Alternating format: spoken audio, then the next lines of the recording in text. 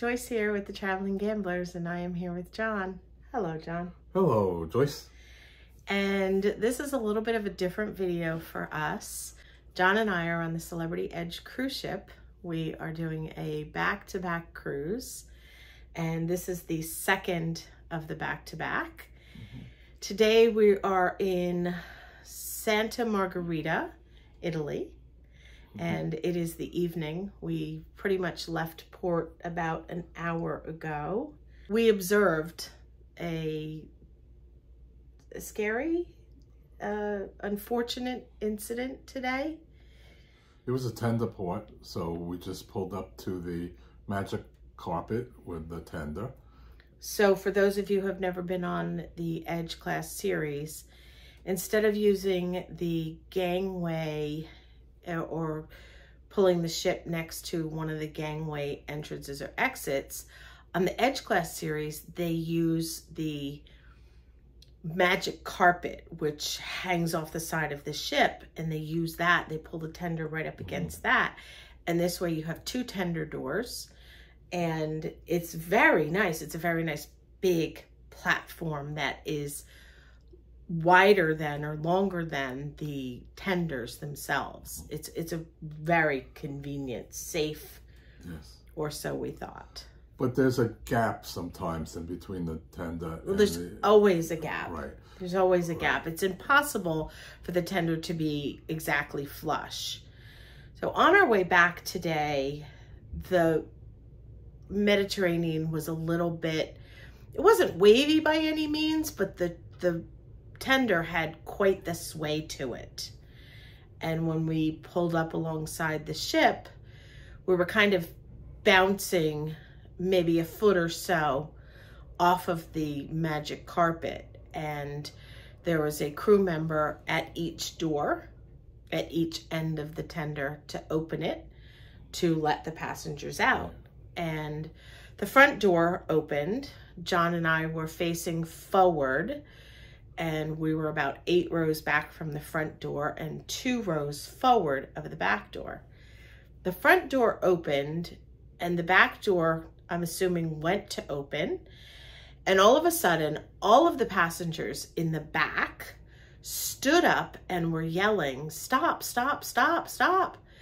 And the driver of the tender looked back, and the crew member who was opening the front door looked over, and there was a look of horror on his face. I looked over my shoulder to look out the window, and I could see a crew member at the end of the dock looking at the water and looked horrified, turned and ran into the ship, and 2 seconds later came back and looked over my shoulder, and the other crew member was in the water. So there was a man overboard. The crew member on the end of the dock threw one of the life preserver rings to him, and the crew member in the water, he had on a vest and he had the ring around him, but he so quickly was pulled with the current away from magic carpet. So as you can see here, he is a good distance away from the magic carpet from us. I would say a good 20 feet at this point. Yes, maybe even further. He went there pretty fast and then stayed in that area, but he was trying to swim, and he wasn't getting anywhere. And he was struggling to swim. He was 100% struggling to swim. I don't know if he wasn't a strong swimmer, or if he was fighting against the current. It doesn't look like a strong current, but I think that the tender was probably producing some of a current because of what it was pushing off of. And it wasn't long.